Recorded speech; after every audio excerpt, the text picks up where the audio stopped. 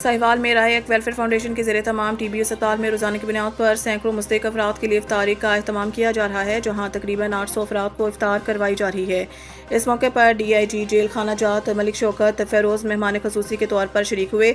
तकरीब से खिताब करते हुए उम्मीदवार सूबाई असम्बली PP 198 और चेयरमैन राह एक वेलफेयर फाउंडेशन चौधरी सगीर अंजुम और सदर मारूफ कालम निगार मियाँ बाबर सगीर ने कहा कि रमज़ान मुबारक अल्लाह ताला की रहमतों, बरकतों और मग़फ़िरत का बबरकत महीना है और इसकी कीमती लम्हात से भरपूर फ़ायदा उठाना चाहिए। उन्होंने कहा कि रमज़ान के ये मुबारक दिन तेज़ी से गुजर रहे हैं, इसलिए ख़ास तौर पर दूसरे अशरे में ज़्यादा से ज़्यादा इस्तग़फ़ार और इबादत का एहतमाम करना चाहिए। मुकर्रिरीन का कहना था कि रोज़ा सिर्फ भूख और प्यास बर्दाश्त करने का नाम नहीं, बल्कि ये इंसान को सब्र, तक़वा और खिदमत खल्क़ का दर्स देता है। रमज़ान मुबारक में इसार, हमदर्दी और भाईचारे का अमली पैगाम देता है।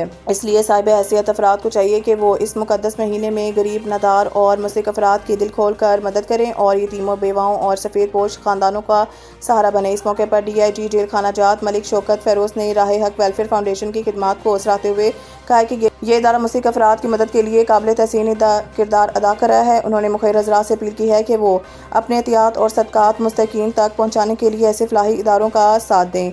उन्होंने मज़ीद कहा कि हुकूक़ुल इबाद की अदायगी के बगैर अल्लाह ताला और हज़ूर अकरम की रज़ा और कुर्बत हासिल नहीं की जा सकती और दुखी इंसानियत की खिदमत ही दरअसल हकीकी ईमान की पहचान है।